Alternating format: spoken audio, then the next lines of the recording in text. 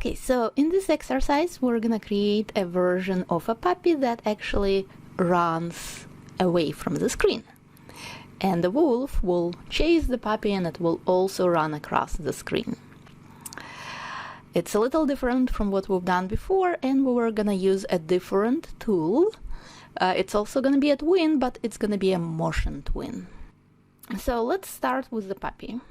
And actually we're gonna move wolf away because it's gonna run from outside of the screen. All right, so we're gonna start with the puppy. Oh, and I actually accidentally created an extra keyframe, so I thought I was on this keyframe and I was a little off, and you can increase the view of those keyframe slots so you don't have that problem, right? So now the wolf is away from the screen, and I'm gonna zoom out. And let's do the puppy run. So first thing that you will notice when you try to create a twin, you will notice that the shape twin is not even available for the puppy because it's a more complicated object. But I do have two options for motion twin and classic twin. And for this exercise, we're gonna focus on the motion twin. And I will explain the differences a little bit later, but for right now, just bear with me and create a motion twin for this. So we will click create motion twin, and notice that layer with the puppy became yellow. And for the motion twin, I don't even need the last keyframe. So when we created the shape twins, remember we had to have the first and the last keyframe. Motion twin works a little differently. It's still gonna create the keyframes, but we don't need to have the ending keyframe from the start. We're gonna create those keyframes as we go. Okay, so the puppy is getting scared and he's about to start running away at this point. So he's turning. I think he's still at that same spot right here, up until here. And this is where I'm gonna insert a new keyframe. We'll insert a keyframe for position. Notice I have a choice here because it's a motion twin. I have a choice, and I'm about to change the position of the puppy, so I will choose that. And alternatively, I could also choose all. And now I will find the spot where I think the puppy is gonna be off the screen. Hold the shift key, move him actually off the screen, and notice that Adobe Animate helpfully created another keyframe. So let's see what we have accomplished. Okay, the puppy is here, it's getting scared, and it starts running away. And maybe it's running away a little too slow. So I could move that keyframe here, because I don't want the puppy to be hurt by the wolf. I want him to run as fast as it can. All right, so now it's running really fast. Another thing that we can do here is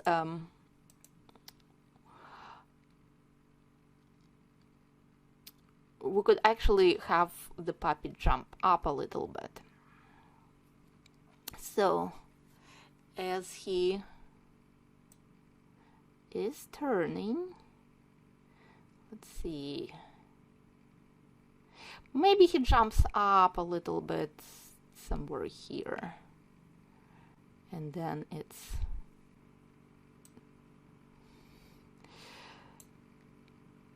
lands back to that previous position a little later. Okay, so let's insert a new keyframe. I'm gonna insert it again for position. All right, and then I will change the position of the puppy vertically, maybe right here. Okay, let's see. So it jumps up and now it starts running, and maybe I want him to land safely on the ground, maybe somewhere here. Let's see, so it jumps up and maybe it's back to the ground here. Okay, so let's get the position of the puppy. We're gonna look up at the position and size, and vertically the puppy was originally at that height, right? X and Y is the X and Y position of the puppy on the screen. So I'm gonna go here and I will paste that number I copied, and notice now it's back down where it was. And let's play it again. Okay, so now it jumped up a little bit and it ran away really quickly. Okay, perfect. Now the wolf should be much easier to do. It's not jumping, right? It just runs across the screen, and we will do the same thing. We will click on the wolf. We will create a motion twin, because that's also a complicated object, so we don't have the option for the shape twin. And now the wolf is supposed to run after the puppy. So we will find the position of the wolf where it's gonna be off the screen on the other side, and we will just move the wolf where it's supposed to be. Okay, so now they're like both off the screen, and that line that was created, we're gonna use it in the following exercises. For this one, it's not really gonna be helpful, but you can modify it in the future. Okay, so that's a really slow wolf compared to the puppy.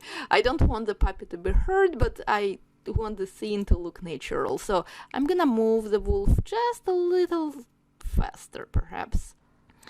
I'm gonna zoom in, and I'm gonna try to grab that keyframe and move it. All right, and let's see what we've got.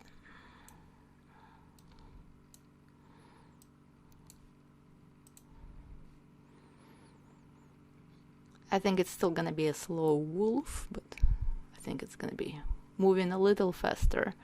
Okay, so it's moving a little faster, it's also gaining speed, and that's, I think, is probably as far as I want to go. Maybe just a little faster. I think it's still not gonna be able to catch the puppy, so I'm just gonna maybe move the wolf a little faster so that it looks more dramatic.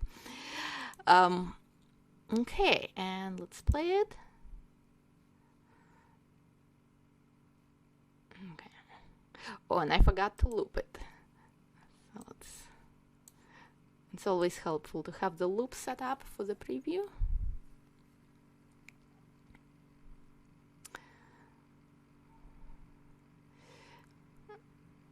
Okay, something like that. The last step we're gonna do is add a cloud. So far, notice we were working with the symbols, images that were already on the screen. And now we're gonna create a completely new image, and we will go through a slightly different process of setting up the motion twin. So before we can apply the motion twin, something needs to happen to the image. So the image needs to be a symbol. Let's create a new image. I'm gonna call it cloud. And I will go simply by creating a few ovals. I'll have to make sure it's some kind of acceptable color. Something like that. And that's a good color. Okay, so that's gonna be my first circle, then I will create a few more. And remember what happened with the moon when we were overlapping the objects. As long as they are on the same layer, they will actually be merged. Now the funny thing about this cloud is that we don't perhaps want to have it look like 3 ovals. So I'll show you how to get rid of those extra lines. You just basically click on a segment and you click delete, and it will delete just this segment, and it's very, very handy to know this. Alright, so I've selected my cloud. I had to double click because if I just click once, it will only select the fill, or if I click once on the stroke, it will do what we just saw. It will select the stroke, and I need to select both. So the easiest way to do that is double click on the fill, the middle of the cloud, and it will select both the stroke and the cloud, and you can see it's from here. As long as you can see that both fill and stroke are active when you select it, it means you did the full selection. Okay, so next we're gonna go to modify, and we're gonna convert it to symbol, or the shortcut for that is actually F8.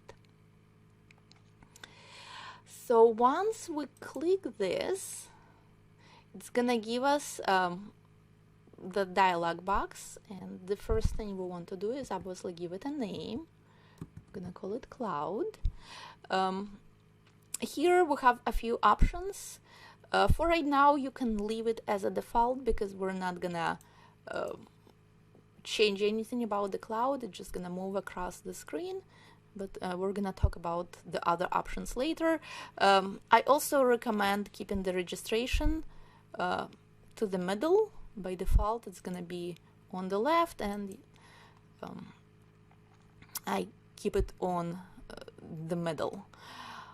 Again, it's not gonna matter too much for this cloud, but it's just helpful to know, and you don't need to worry about the other settings.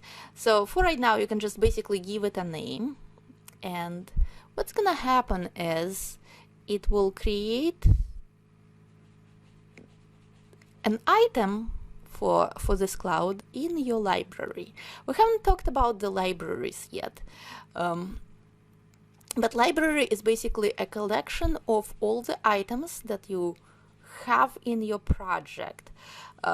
It might be like a sound file or a movie clip, or in this case I just created a symbol and I called it a cloud, and now I can have multiple clouds simply by dragging them outside of the library on the stage.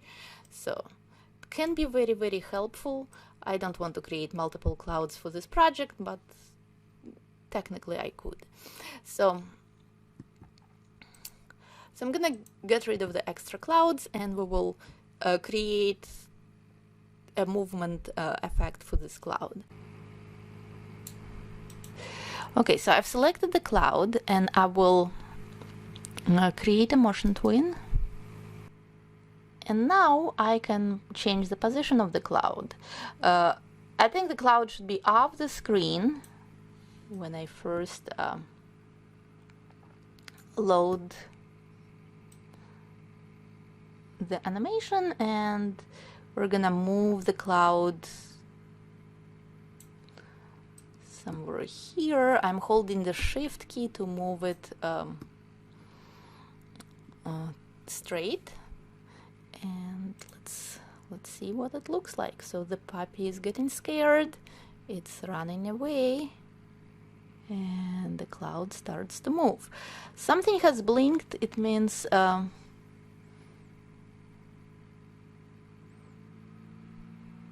I think it's actually okay. Let's make it a little bigger. Oh yeah, so there is like an extra keyframe. That's what I thought. Okay, So I think we could maybe move this keyframe here. So now it moves smoothly. All right. Maybe I want the cloud to be a little higher because it kind of almost touches the wolf, and I don't know, I don't think it's great. So I'm gonna move the cloud up like this, and now it kind of moves horizontally. So let's play it. And if you click away maybe to the moon, then you will stop seeing this motion line. It's gonna look a little more natural. All right, so we've got the puppy running, we've got the cloud, and the cloud doesn't overlap with the wolf, and it looks like a pretty dramatic scene, and hopefully the puppy is safe. Okay. You could also maybe add the sound to that later on, but for now we're just gonna keep it like that. So what we have learned here is that motion twins work with more complex objects, and to create one we go through the same process, except that we don't need to create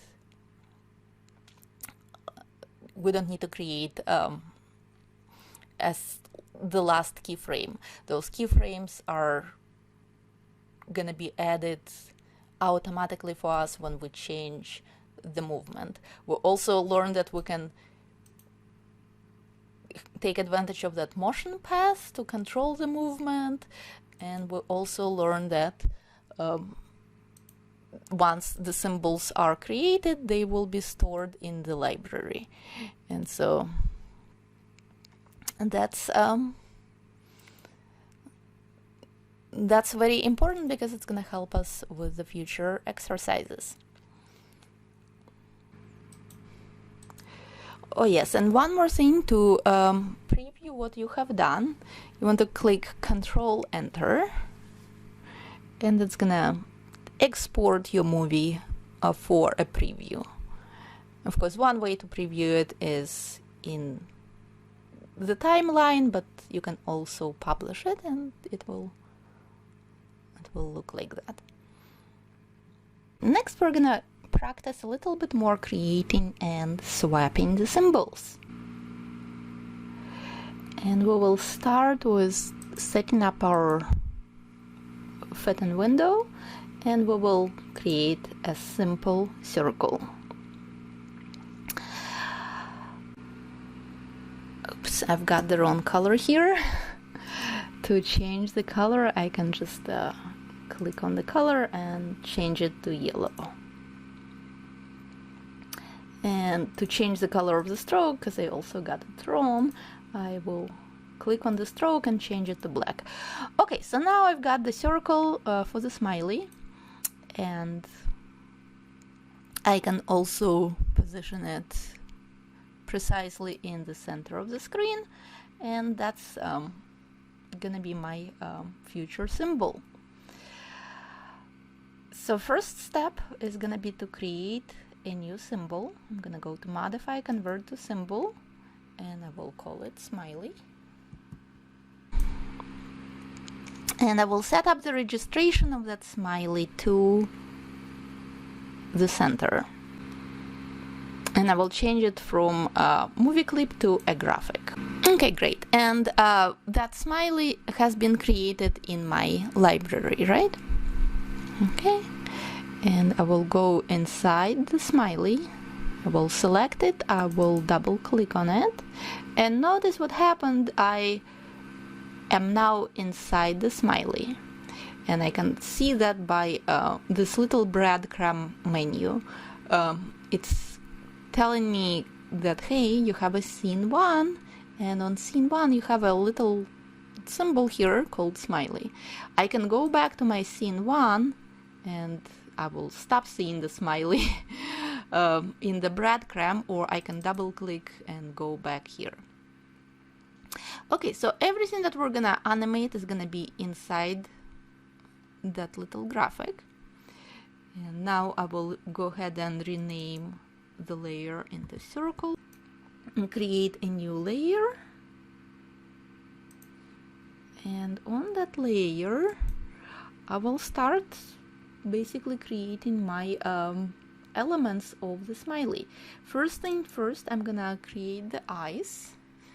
And in my example, I'm not gonna animate the eyes, so I can have two eyes on the same layer. I'll just create a simple black circle for that. So I'll just set this color to black. I could also maybe turn off the stroke altogether and just have like a little circle like that. Again, holding the shift key will create a perfect circle. And I can also make a copy of this circle. Let's paste it in place. Let's move it, and let's actually group them, because we will align them to the center. Just like our big circle is going to be aligned to the center, the group of two small circles are also going to be aligned to the center. And I will just go here and notice they moved, and now they are aligned to each other and to the center. Okay, perfect. Next, I will create another new layer, and I will call it smile or mouse, whatever, maybe, because it's it could be not a smile, it could be like a sad face as well. Okay, let's call it mouse, and let's grab this line, let's copy it, and let's go to the mouse layer and let's paste it here. Paste in place, and I can make it a little smaller, again by going to the properties, and actually I have to go one more step to the object, and let's change it from 230 maybe to... Okay, so I'm gonna scale it down to 200, and let's go ahead and align it horizontally again. So having it aligned to the center is very, very helpful for this example. So I think it's a little too big of a smile, so I'm gonna go back to the properties and I will scale it down to, let's try 150, and realign it. Okay, so, and now it's actually looking pretty good to me. So I will go ahead and lock the other layers so that I don't move them accidentally. So I'm gonna use the eraser, and I will just erase a part of that circle. You can see it a little better like that. Now I can figure out which of those anchor points I don't need, and I will get rid of maybe this one and this one.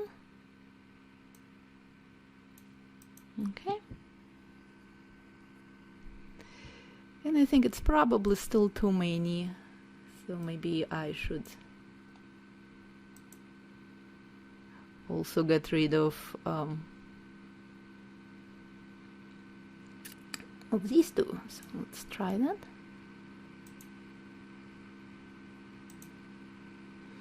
Something like that. Okay, one more option that I want to show you is in the object, you have the ability to modify the width and the style of the stroke. So I'm gonna make it a little wider, and I will choose the width properties. It's gonna look more thin to the edges. Again, if I make it a little bigger, you can kind of see it better.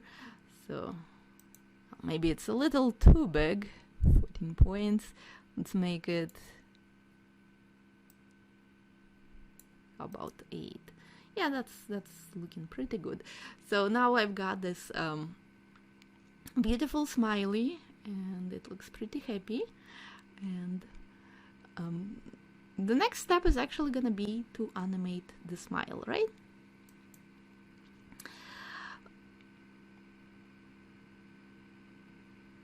So let's go ahead and click on maybe keyframe number 10. By the way, it's a good time to make those keyframes a little bigger, so they're a little more clickable. Okay, so let's insert keyframe here, and I will have to insert frames here. All right. Now I will change something about this smile.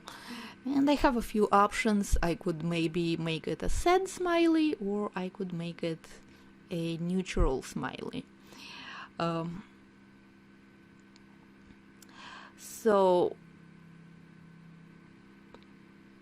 I could make it maybe go from neutral to happy, or I could maybe have it go from sad to happy.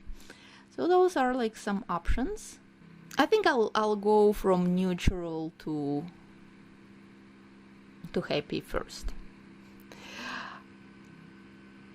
So in this case, I will actually have to create a neutral state. Okay. And I will do that by going to the sub-selection tool again, and I'll start by moving my middle point up, like so. And I will also collapse the handles on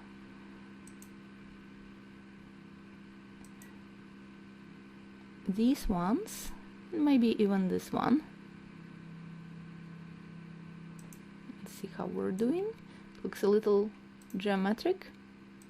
I think we need to move it one more click up, maybe a few more clicks. Okay, so now it looks looks good. And now I will move these guys down.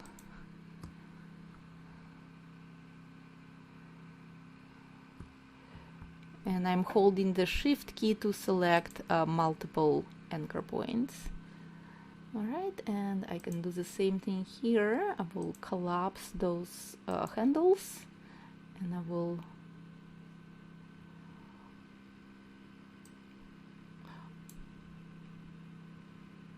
also get rid of the extra anchor points. I don't need that many, I don't think. And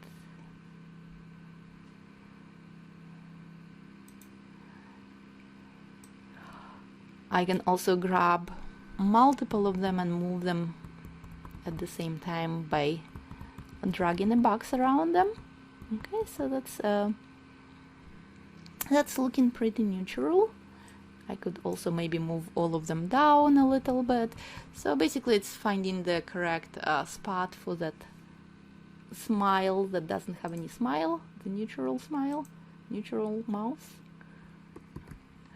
And actually I wasn't trying to delete it, I was trying to convert it. Although I could probably just delete it as well. So now I've got a neutral mouse. Looks just horizontal. Yeah, so these are my two positions of the mouse, and let's see how it twins. Hopefully it will twin smoothly.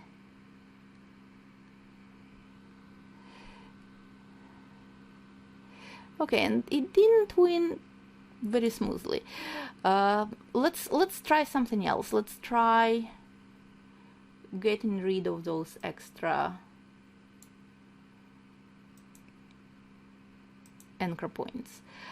And that might actually help the program to figure out. So yeah, it actually did. So less is more when you create those shape twins, and sometimes you just test it and make adjustments, and then it looks better. So that's our smiling happy face. Let's go back to the library and let's give it a name, happy. So I'm gonna rename that smiley into smiley happy. Okay.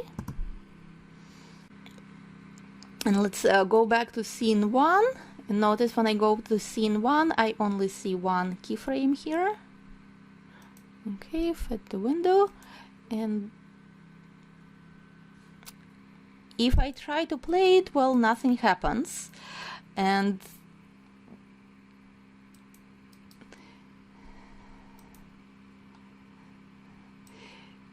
if I actually change it to 10 keyframes, now you start seeing the smiley looking happy, because before it was nothing here to smile about, right? So, and you're able to see those keyframes because the smiley is a graphic. So that's very important. If you were to create it as a movie clip, like we did with the cloud in the previous exercise, then it wouldn't show on the timeline. So if you want to see it on the timeline in this preview, then you should save your symbol as a graphic. Let me show you what would happen if that smiley was created as a movie clip. I'm gonna duplicate this smiley and I'm gonna call it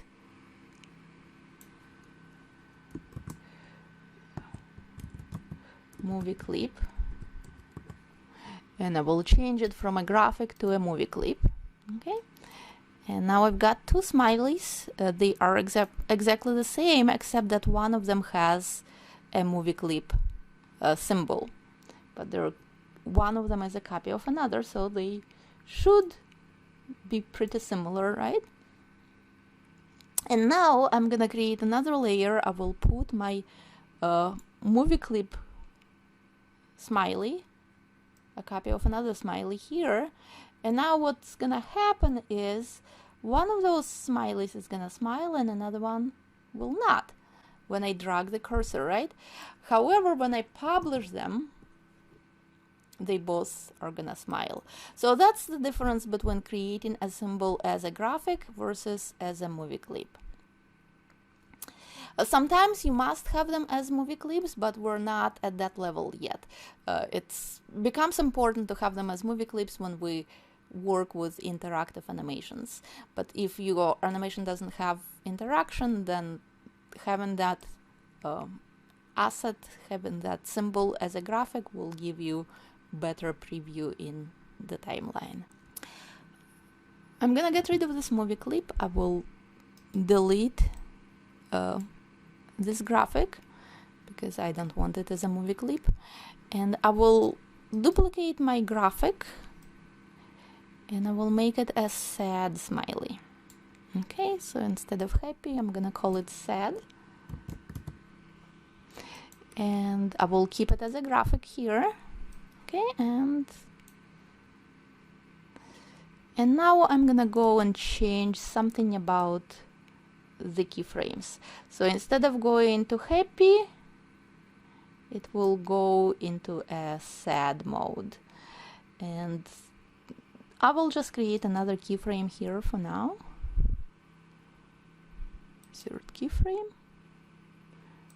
We'll insert more frames, and I will change the smile to a sad smile. And to do that, I will just right click and go transform Let's flip it vertical and let's move it down a little bit. Okay, so I wouldn't have to go through all that dance we've been through before. And I think I just have to maybe delete a couple of anchor points, but we'll see. So let's go to the sub selection and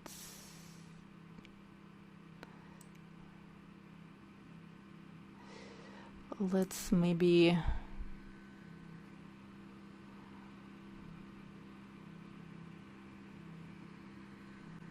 first let's try to move those two guys up, and maybe let's try to delete those two. Let's see what's no, that's not looking too good.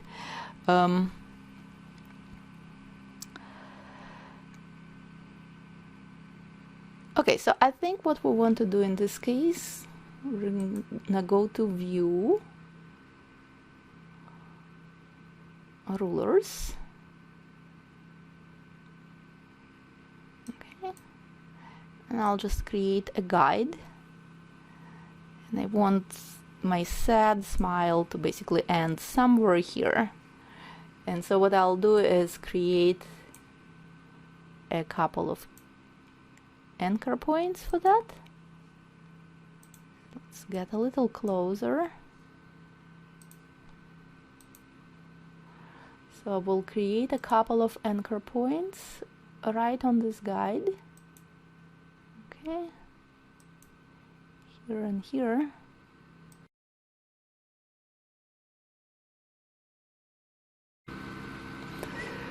Okay, I'm gonna log this guide and I'm gonna click as close to it as I can. And now if I zoom out, I should be able to delete the other ones. And notice, because I have the profile on my stroke, it's gonna smoothly adjust the width of the stroke, and that's really nice. Okay, now I've got a sad smiley. Okay, and let's see how it's gonna transition.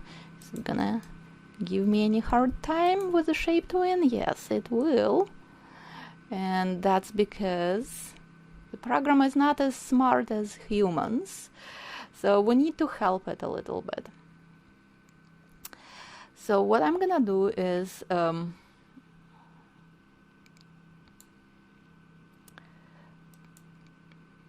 copy this keyframe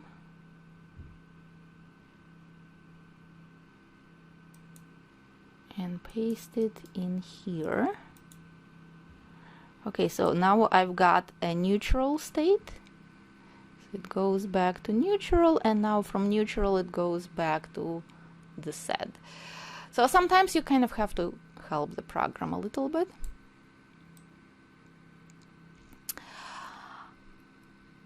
All right, and now I've got my nice looking smiley. It goes from happy to sad, and probably I want to rename it like so. So let's rename it. Let's call it happy sad.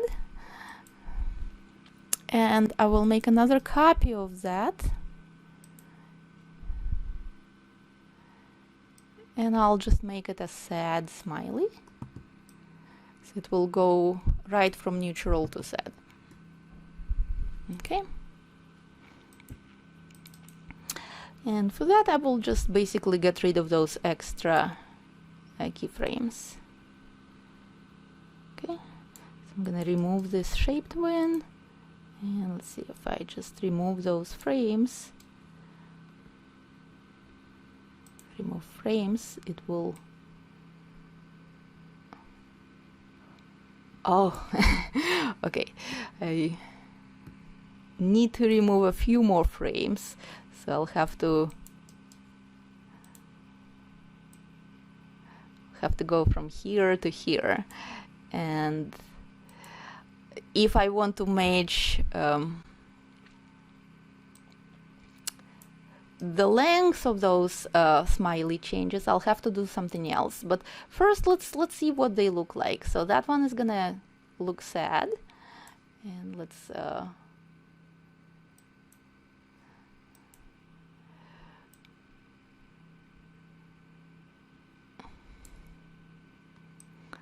put them side by side.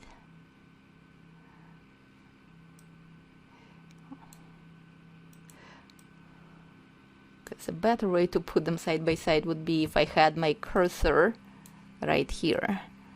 Then it's not gonna create an empty slot for me. So that's gonna be my sad smiley. Call it sad. This one is happy.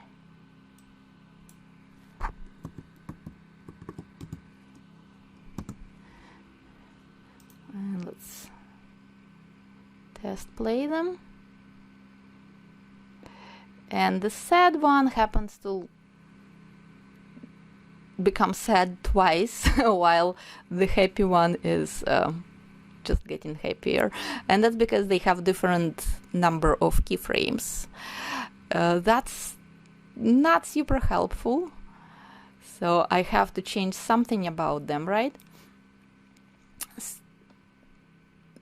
Of course, as we move forward with this class, you will learn how to stop those smileys programmatically, so you don't have to worry too much about those keyframes. But for right now, we're not there yet, and I will just show you another way of doing it. So let's go ahead and let's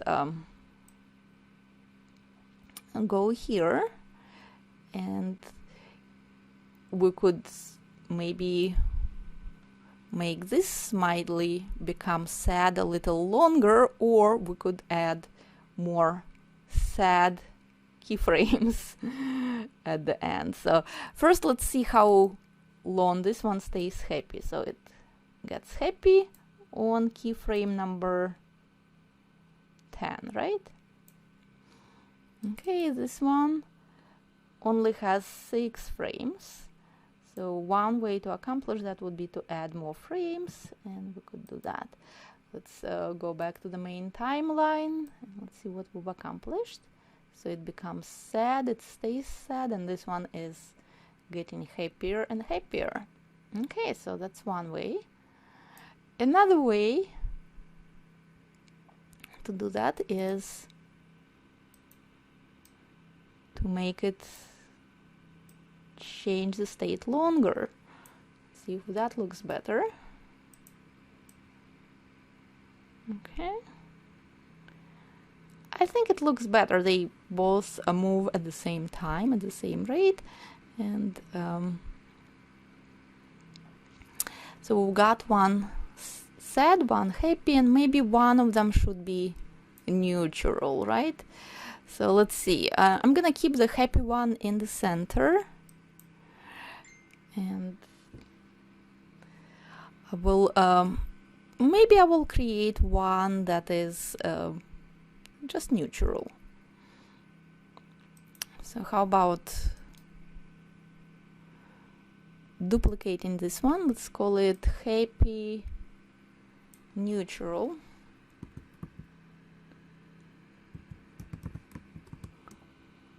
Okay, let's change it a little bit. So it starts neutral, it goes to happy, and then maybe it goes back to neutral. So I'm gonna remove those extra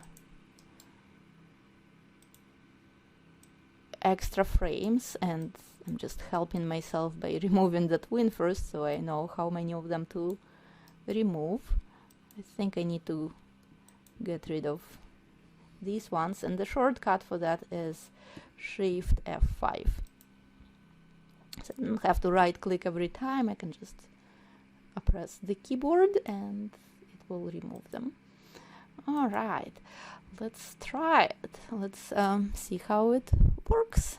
Let's move that smiley to the timeline. If you don't change the position of them, then you don't need a separate layer for each one of them. So I could keep them on the same layer. One thing that I do want to change though is the alignment of those smileys, because as I keep dragging them, notice they kind of shift a little bit. So okay, so something has changed about this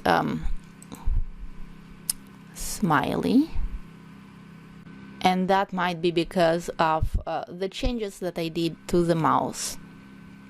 So this one is gonna align a little bit different.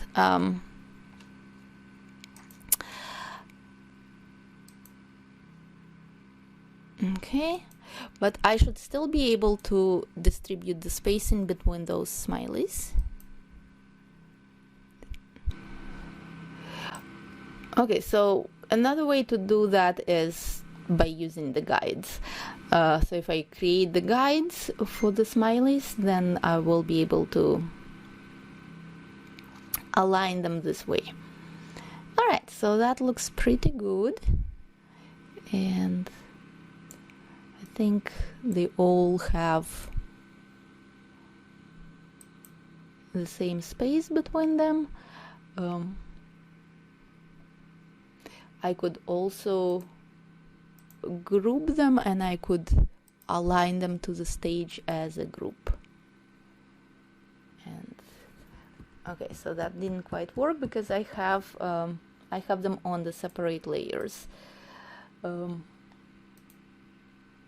let's move the happy one here. Let's do edit paste in place. Let's get rid of the layers. Let's call it smileys. Okay, let's now they're all on the same layer. I can convert them to a group, and I should be able to align them to the stage. Okay. Okay, so now they all look pretty centered, pretty aligned, and we can also test play them.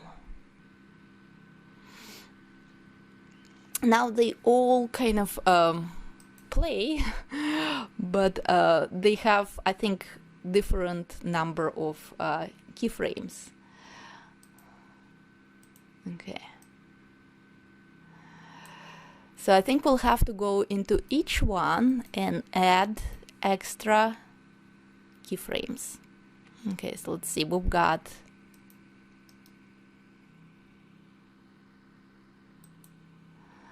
this one is happy neutral.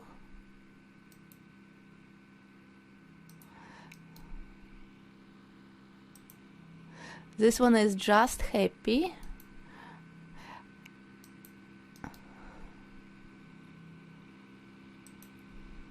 And this one is sad. So we're not using the happy sad, and we have to make sure that these three have the same number of keyframes. So, okay, 15, 15, and 10.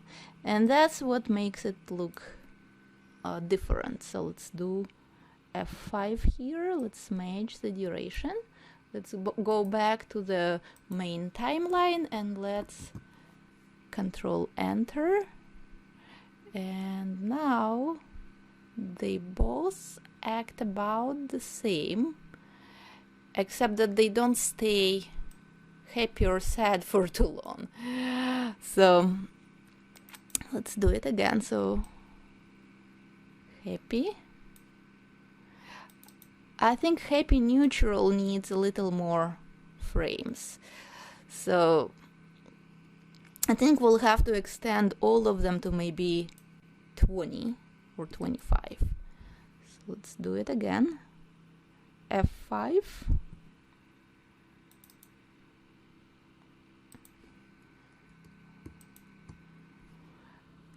F5 and F5. actually pressed the wrong button. F5. Okay, let's play.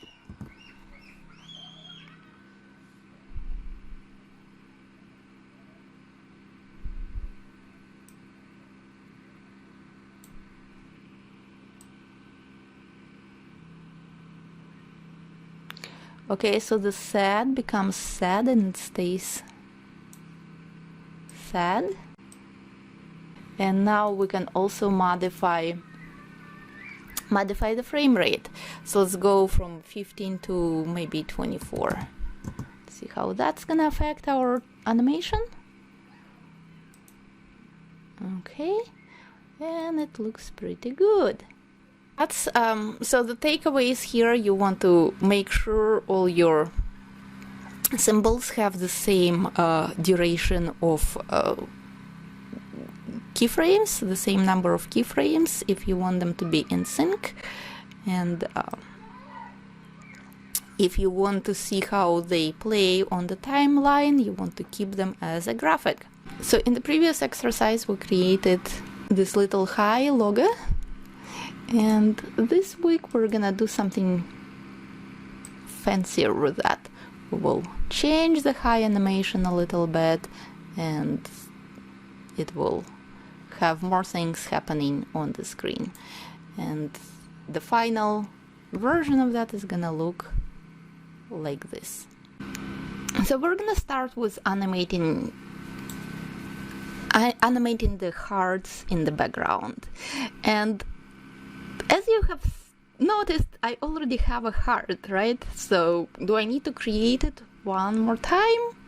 Maybe there is an easier way to work around that. And yes, the good news is there is an easier way. So what I'm gonna do is I will duplicate this layer. Okay. And the reason I'm duplicating it because I'm gonna change something about it. I don't need this little dot changing the position in my hearts that I'm about to put in the background. So all I want is just like a clean version of the heart that goes from the dot on the same spot to two dots transforming into the shape of the heart. So I will remove this shape twin and I will get rid of the keyframe that has the dot in a different position.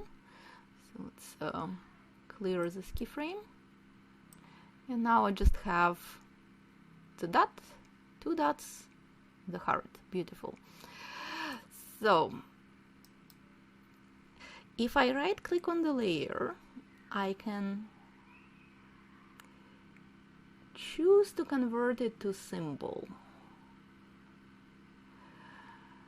So everything that I have here that I already made, I don't need to worry about recreating it or trying to copy it. So I can just convert layers to symbol, and I'm gonna keep it as a graphic. I'm gonna call it heart. Okay, and I will keep the registration in the center.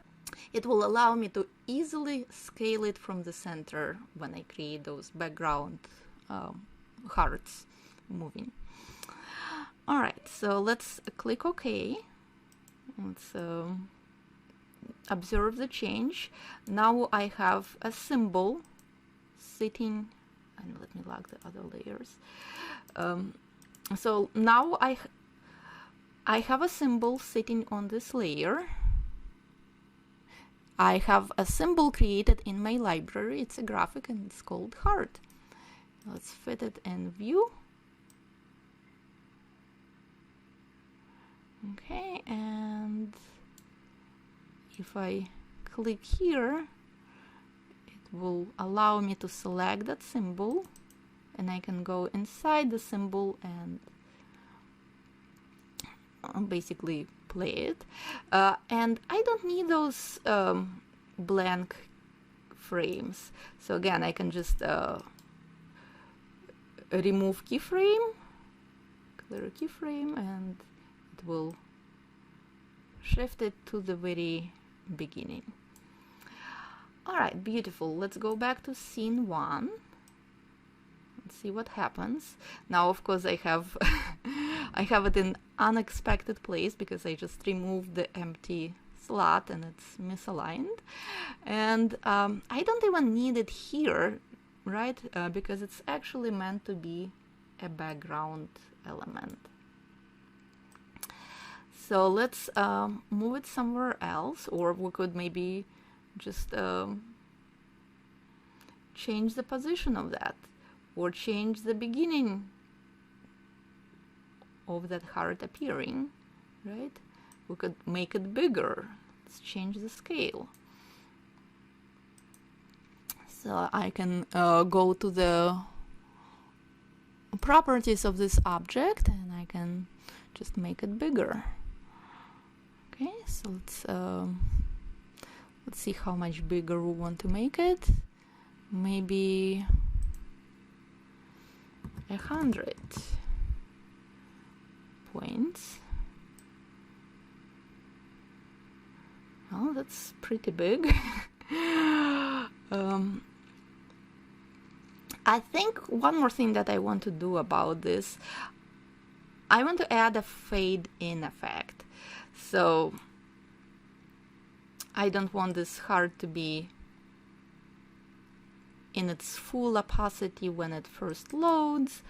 So I think I will change the properties of this shape to 0 alpha. Okay, so it's gonna start like this and it will become more visible, and then I think at the end I want it to also disappear. So let's insert another keyframe and insert another keyframe, and on this last keyframe it will change back to invisible. And I can add a shape twin so that it gradually becomes translucent. Okay, looks pretty nice. Let's go back to scene 1. Let's see how it looks now. Okay, looks nice, except that it's maybe not in the best location for this, and I can still feel like I can make it bigger. So let's change it to 200 or even 300. Let's see how it looks now. Okay, so now I want to change the transparency of the entire object. So I want to go to my first keyframe and I will change the alpha to something lower. And what's gonna happen is, as it becomes more visible on the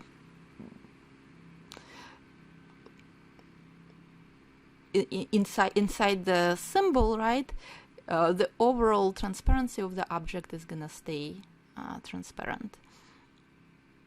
So it's not gonna be as bright as the other ones, the other hearts that I have here. All right, and maybe I could also change the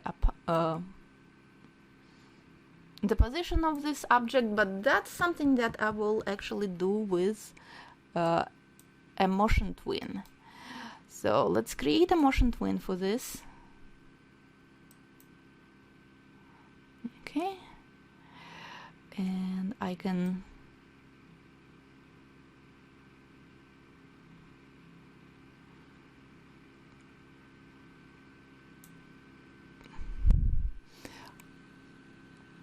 make it maybe bigger as it scales up. Let's change it to 500. So let's see, maybe it gets bigger. It looks pretty good. I could also maybe change the position of this heart. Maybe move it off the screen, and now it kind of moves in and it gets bigger.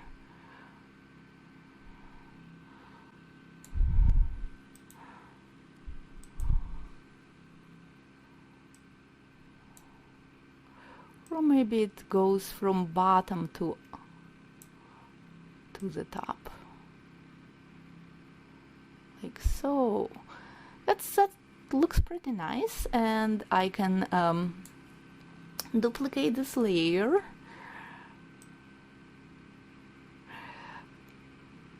One thing to keep in mind, just like in the previous exercise, we have to be mindful of the number of frames to make sure that it's consistent between the main timeline and the timeline inside the symbol. So here we have, let's see how many. We have 25, 26, 27. I think we have 28 keyframes. So let's make sure that on scene 1 we also have 28 keyframes. And of course, one way to make sure is to just move it like that, and it shows me that, hey, I could extend it a little bit, and that would be my new duration of this heart. And now I can move it back to where approximately it was. Let's see. And of course now I have to also match my entire timeline to this new duration. Okay, so let's play it, and it looks good. And I could maybe have it go up a little bit more. Here maybe it goes up outside of the screen. So it will move up, pause a little bit. Maybe it should move about at the same rate. So you've got the idea. So that's one heart. Now let's go ahead and duplicate this heart, duplicate the layer, and let's adjust the properties of that heart. Let's move it. Let's change the starting point.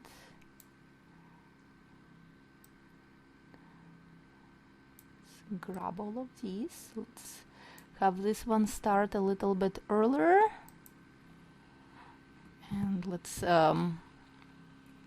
also change the path of this heart. Let's have it go from here to maybe here, and then at the end let's have it go here. And we may not even need this intermediate step.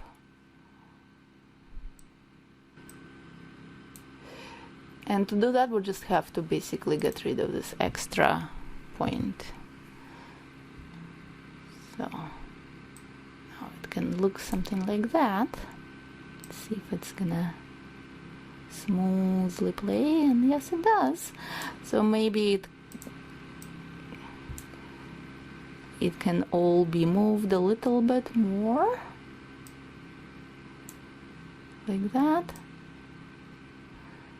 Okay, and another thing that we can change about it is the size. So instead of 500, I'll make it, okay, so it's gonna be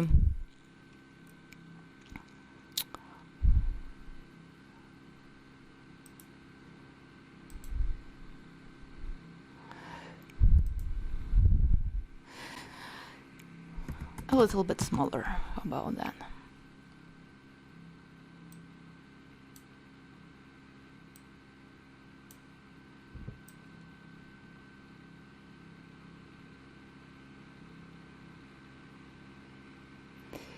And I could also change the opacity of this heart. Let's make it more visible or something. Or maybe less visible. I could also maybe even change it color a little bit. So here I have a tint. And I can make it a little brighter and maybe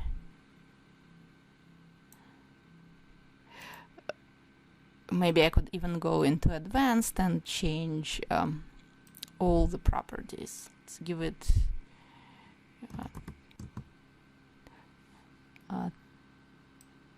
10% opacity. Let's have it change the color as it moves up. So something like that. So you can really have kind of fun and get creative with those things. Let's duplicate the layer one more time, and this one is gonna be and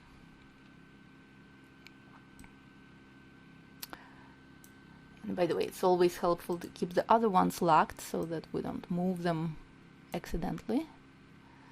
Let's have this one go like this maybe.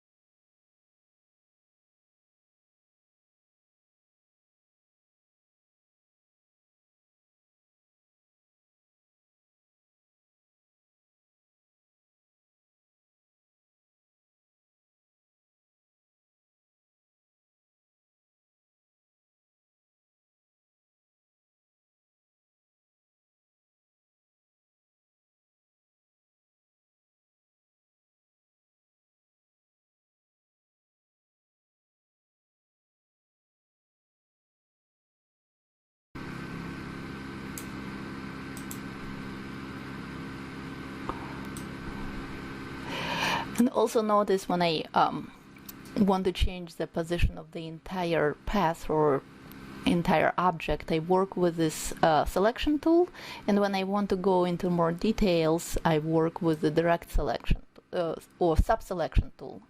So the selection tool is for moving the entire path or the entire object, and sub-selection is for modifying, let's say, a particular part of the path, right? So if I want to modify the position of the entire path, I will use this tool, and if I want to modify a portion of the path, then I will use a different tool.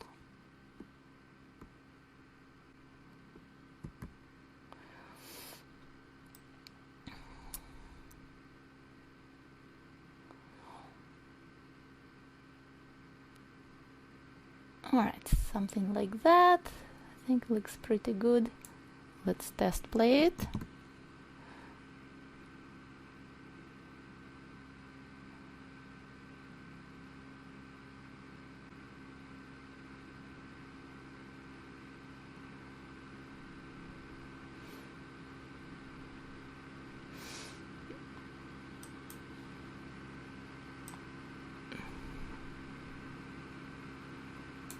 I think I want to grab this one and maybe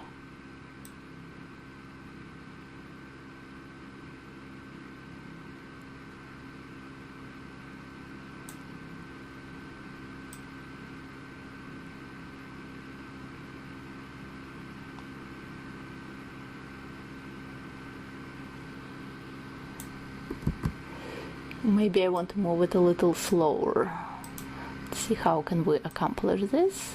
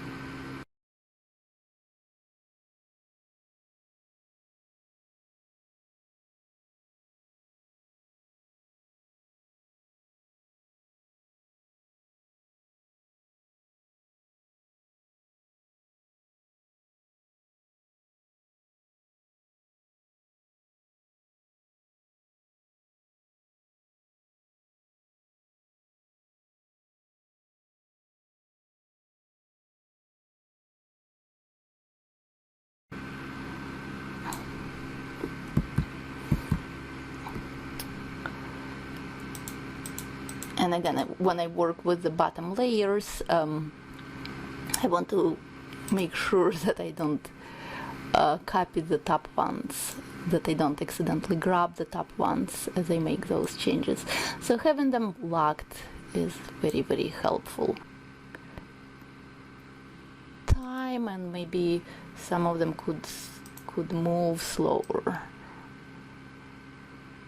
I think if I move this keyframe here, it's gonna grow a little more gradually. Okay, nice. So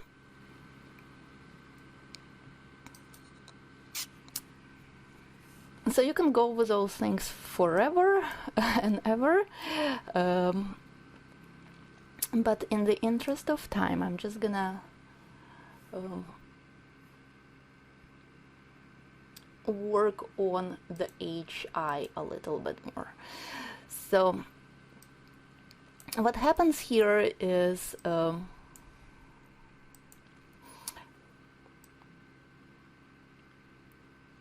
we have a twin, right? We have a shape twin, and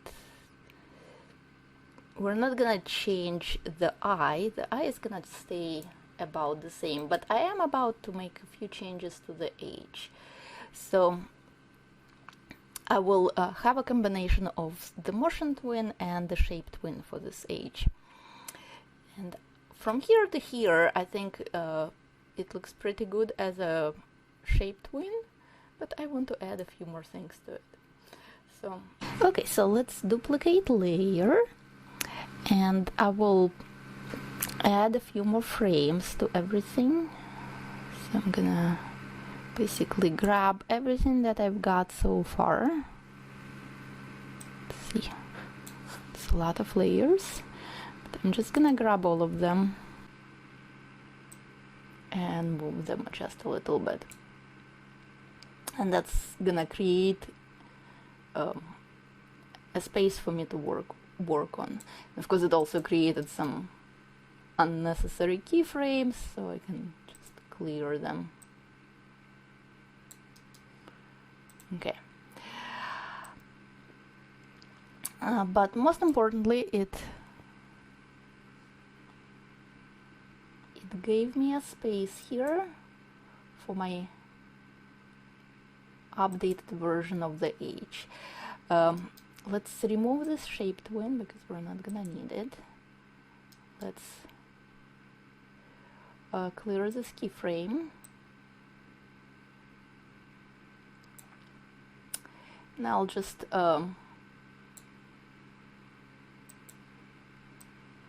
basically move this keyframe here, and I will insert a blend keyframe here, because from here to here it's not gonna change much, except that I don't actually need it black.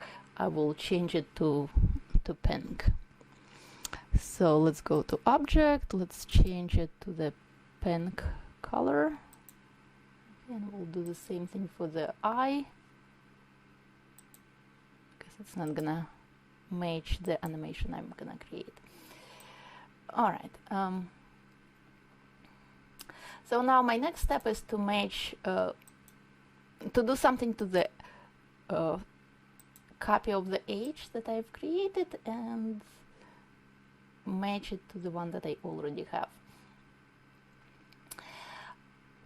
My idea is, you always start with the idea, so my idea is to animate the stems of that letter H, and then have them basically twist, turn, and then once it reaches this position, everything is just gonna stay the same. What I'm gonna start with is a copy of this H. Let's duplicate this H one more time, because I will need two different layers for my horizontal part of the letter H and for the vertical part. So I'm gonna duplicate the layer, and I will call it H horizontal.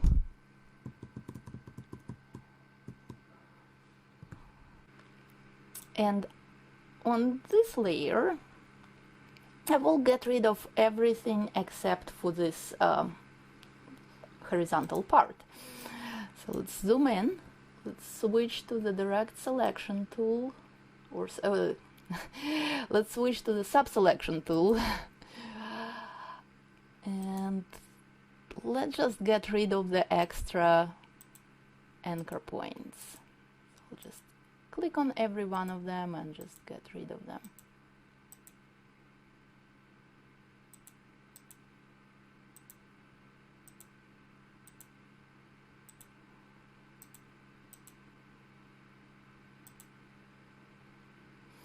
Okay, so that's my horizontal H, and if you're like me, I always forget to be on the first keyframe. You can just move it, move this extra keyframe to the front. Okay, so now here I only have one piece of the letter H. I will do something similar here, except that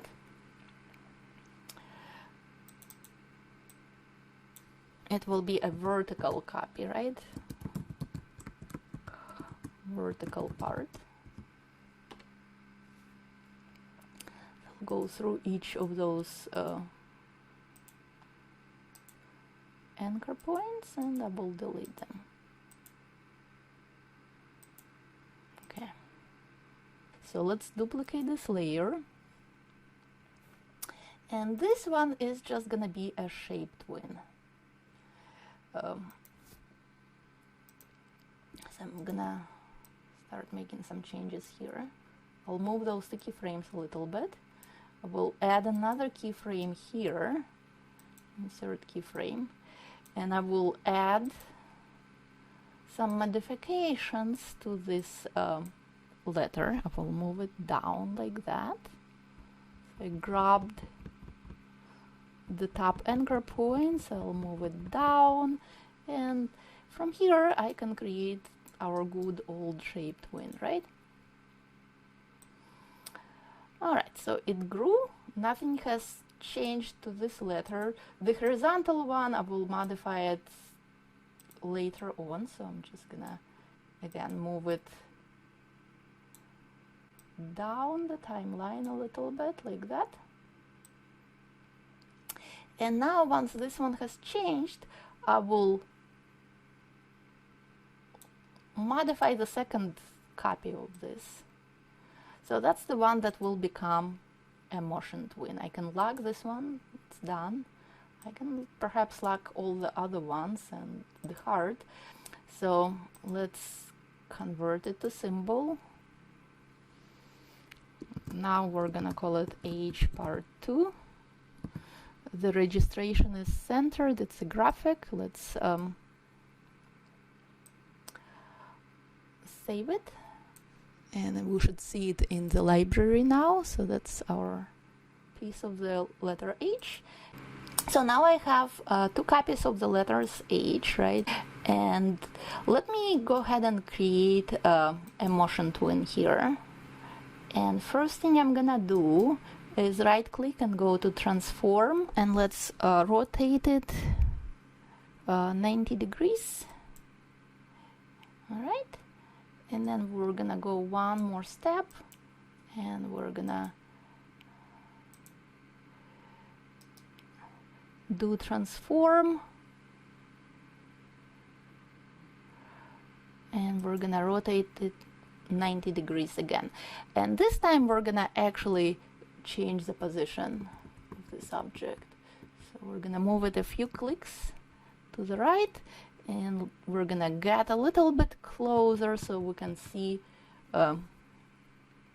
if we nailed it. So I'm gonna actually move this keyframe to the right, and by just sliding it I can see that, well, I'm not exactly perfect here, so let's move it a couple more clicks, and having that copy of the letter H, horizontal copy, is very, very helpful.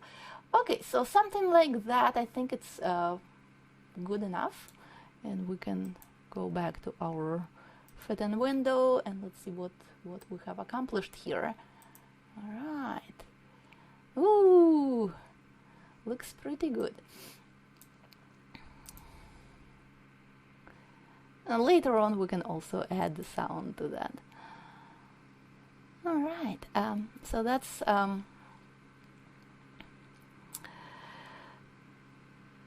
the letter H in motion. And last, I'm gonna show you something that I've been working on. And so as you may have noticed, my personal logo has changed a little bit, and that's because I added extra things to that. So what I have added is basically the symbols, and it's a motion twin that I have created, and here I have a symbol that actually has a gradient, and it basically changes from black and white to some tint of blue, and then it disappears again.